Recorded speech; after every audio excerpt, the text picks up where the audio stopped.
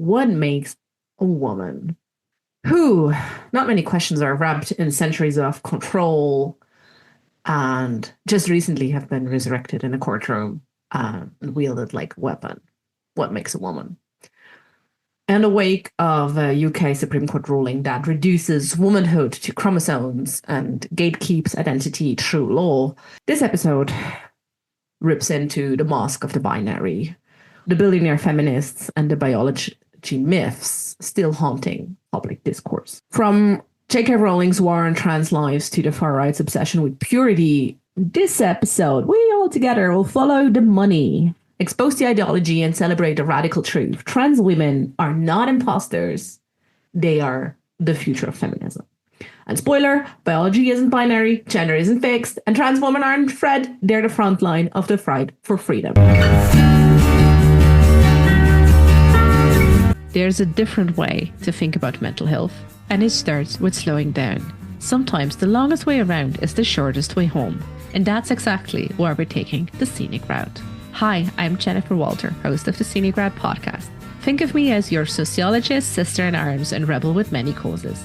Together, we're blending critical thinking with compassion, mental health with a dash of rebellion, and personal healing with collective change. We're trading perfectionism for possibility and toxic positivity for messy growth. Each week, we're exploring the path to better mental health and social transformation.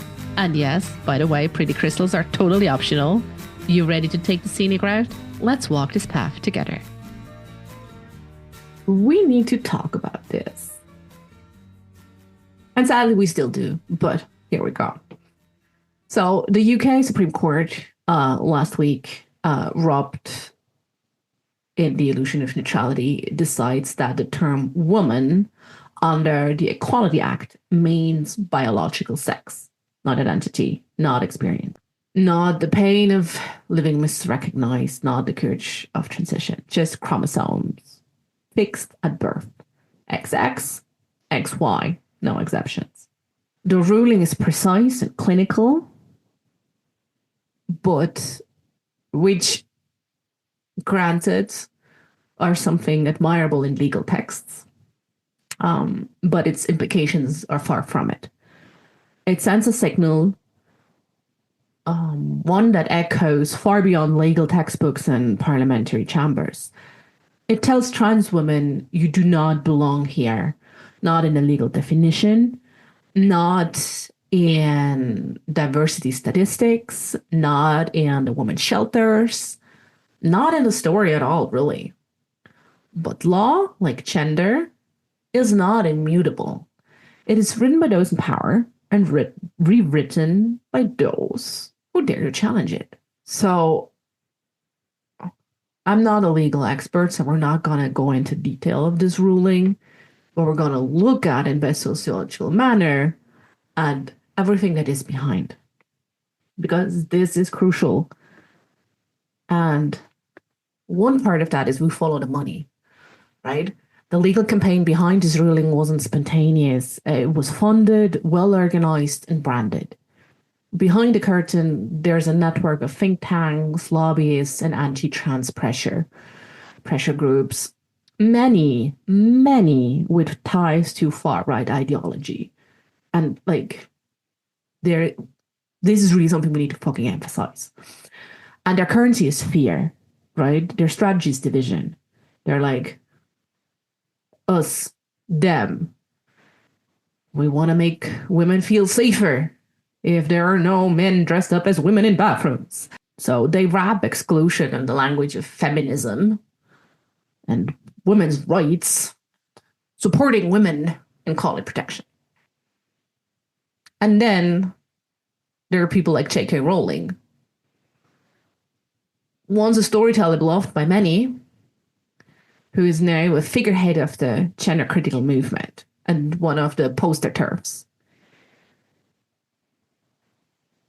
I think she herself revealed that she put a lot of money behind this legal case in the UK. And recently, I think she has gained more headline attraction for her rants on X than anything else. And she claims to speak, of course, for all women, but in fact, what she's doing is no different from Elon Musk weaponizing X against the vulnerable. Both use their wealth to punch down at vulnerable communities. Both claim to be silenced while commanding global platforms. Rowling weaponizes her credibility as a storyteller, and Musk does it with tech bro libertarianism. It's the same fucking game and different fandoms. So if you're ready to burn a Tesla, but not your Harry Potter books, really ask yourself why that is. And again, both do whatever they're fucking doing, and it's not about safeguarding womanhood or anything. It's about owning the narrative. And so, and again, I feel this again needs to be said because apparently, I don't know, people. So let's be clear. Biological sex is not binary. It has never been, right? Intersex people do exist. It's about 1.7% of the population, granted. Not that many in percentages, but still a lot of lived experiences. And just to kind of give you an idea, that's about the same percentages for total population as there are redheads. And chromosomes in biology aren't limited to strictly XX or XY. There's XO, XXY. Like, I mean, again, not a biologist, but this is like basic knowledge. Come on, people. Androgen, insensitivity, hormonal variances. Sex, as many biological things, is a spectrum, not a switch on off. So gender is not sex. Gender is cultural, historical, and performed. How else would you explain how gender means so many different things to different cultures? Biology wouldn't. Biology remains the same, cultural neutral. The other, sex, is a complex biological system with many, many variables. And modern biology and modern medicine acknowledges variation. And here's the key. Only ideology insists on neat categories, on the binary. Because, I mean, if you think of it, right? To reduce womanhood to a uterus, it's not science, it's ideology. Because what would happen with women who are born with uterus that are malfunctioning, that aren't functioned as they're supposed to, right? Who can't bear children, or menopausal women? To exclude trans women from it, it's not feminism, it's fear. And I always think a sociological perspective to this is very interesting, as sociology has always called gender a performance. I mean, of course, we have Simone de Beauvoir, who famously said, one is not born woman, one is grown to be a woman. We have Judith Butler. But also we have male sociologists like Erving Goffman, who kind of like all understood that gender is something you grow into, that you act out, or you need to act out, you need to perform to survive within, right? So you're not born into it, you're assigned it. You're assigned the gender woman. And then you're punished or rewarded depending on how well you fucking perform it. And that goes for a lot of other roles. We just, the last podcast episode was on the performance of mother and motherhood, right? And one of the sane voices of our generation, Laurie Penny, writes that trans women are not the end of womanhood. They are its vanguard. They do not threaten femininity, they embody it, right? Because think about it, when you risk everything, your home, your safety, your family, your employment, your very life, to be seen as who you are, what could be more fucking real than that? And they know what it means to perform as woman.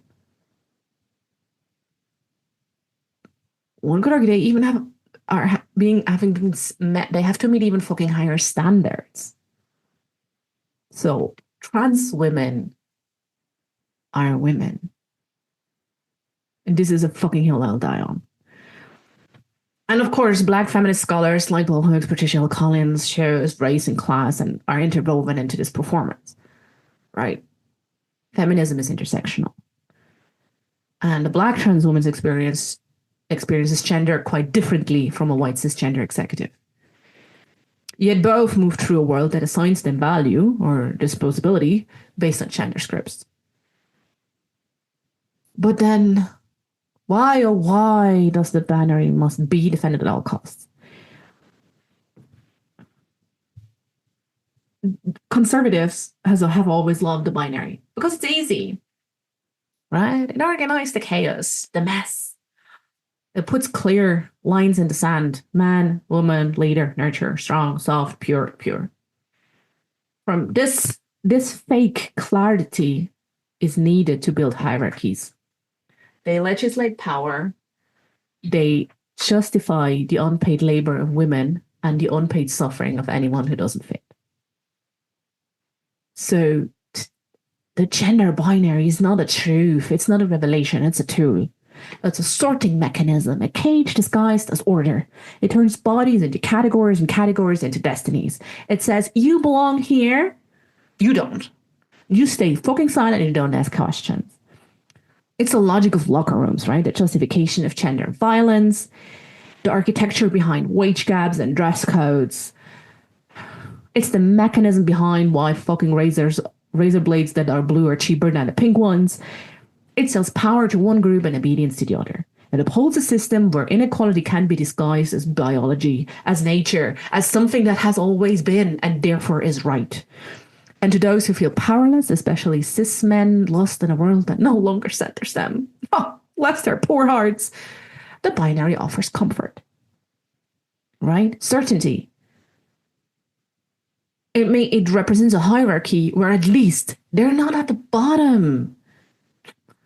I mean, this is, of course, why it appeals to incels and other disaffected men. It promises control. It gives them something to blame instead of looking inwards and realizing, well, maybe I did some bad things in my life. But the binary has a not just social component, it has a spiritual component, right? If you look at the US and modern churches and the rise of mega churches, right? They have become factories of gender essentialism. Evangelical power structures depend on very strict roles. Submissive wife, the masculine leader, head of the table, the obedient daughter. Their vision of God is authoritarian, male, and white. Their gospel is a hierarchy dressed in holiness. Like, we call it as it is, right? This fusion of theology and patriarchy is evangelical totalitarianism. And it's not just preaching, it's policy. It's in school boards, courtrooms, bathrooms. It spreads through purity culture, trans panic, and the sacred myth of real womanhood. And I hope you can hear in my voice the air quotes and the state. And trans women destroy that illusion by merely existing. They prove gender can be fluid. They choose the cage is not there. Right? They resist. They make visible the scaffolding that patriarchy tries to hide. They break the tool, which makes them a threat, and accordingly, why they must be erased, silenced, discredited, not because they're wrong, but because they're right. And that threatens the whole machinery. So I often, there was a TikTok once I did on a similar topic, and there was like, oh, but can I like have like what are like arguments that to like kind of like make your case that women are women? So first and foremost,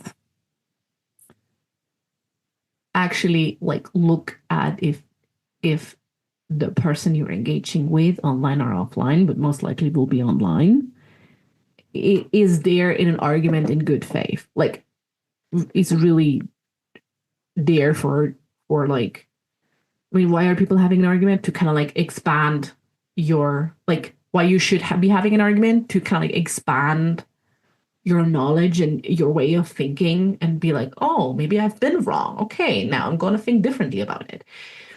But this is not why 99% of people online are going into arguments. So, like, really make sure if this is worth your time before you just kind of go argue with people online. But I put together some rapid fire arguments to shatter the binary illusion. So here we go. Maybe it serves you. Who knows?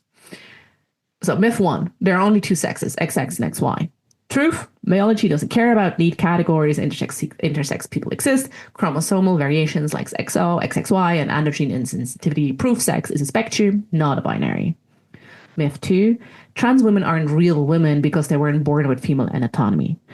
Truth, womanhood isn't defined by anatomy, it's defined by how society treats you. Trans women experience misogyny, exclusion, and gender-based violence because the world reads them as women.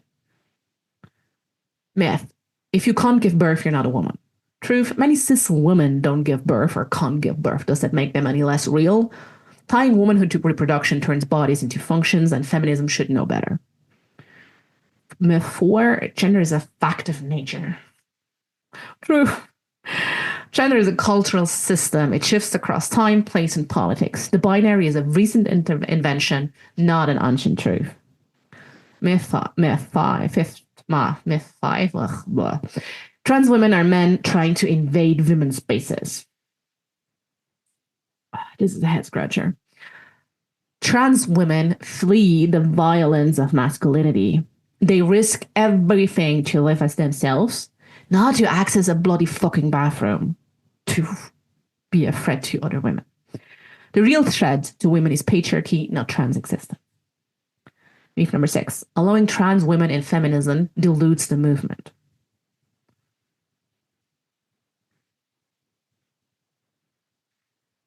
It's actually the other way around. Exclusion is the delusion. Feminism that ignores the most vulnerable, trans women, poor women, black and brown women, serve patriarchy, not liberation. Myth number 7, the gender binary protects women. True. The binary actually justifies violence. It's the root of control, not safety. It says women must be small, silent, straight, and everything else is punishable. Myth number 8, trans women are impersonating women. Truth. No one is risking housing, job, family, safety, and their life to impersonate. Transition is truth, and truth threatens systems built on lies. Myth number 9, it's about protecting women's rights. Funny though, how the loudest protectors of women's rights often stay silent on rape culture, domestic abuse, or economic inequality. They conveniently only show up when it's about time to police gender, not protecting women. Myth number 10, trans women erase biological women. Trans women expand what womanhood can mean. Inclusion isn't erasure. It's not taking anything away from your womanhood. And if your womanhood feels threatened by someone else's existence, I would really look at what womanhood means to you. So maybe they serve you, maybe they don't. Take from it what you will. These are my 50 pence anyway. So the truth they cannot erase. To be a woman is not to have a body that meets someone else's definition. It is to survive in a system built to harm you, to break you. It is to know your worth when no one else will say it out loud. It is to make yourself real in a world that wants you invisible. Trans women are women, not because they mimic something real, but because they are something real. They are real women. Fiercely, fully, and unapologetically. No ruling, no fantasy author, no billionaire funded campaign can change that. And if they're threatened by that truth, maybe it's high noon they fucking were. And just like that, we've reached the end of another journey together on the Scenic Route podcast. Thank you for spending time with us. Curious for more stories or in search of the resources mentioned in today's episode? Visit us at scenicroutepodcast.com for everything you need. And if you're ready to embrace your scenic route, I've got something special for you. Step off the beaten path with my Scenic Route affirmation card deck. It's crafted for those moments when you're seeking courage, yearning to trust your inner voice, and eager to carve out a path authentically, unmistakably yours. Pick your Scenic Route affirmation today and let it support you. Excited about where your journey might lead? I certainly am. Remember, the Scenic Route is not just about the destination, but the experiences, learnings, and joy we discover along the way. Thank you for being here, and I look forward to seeing you on the Scenic Route again.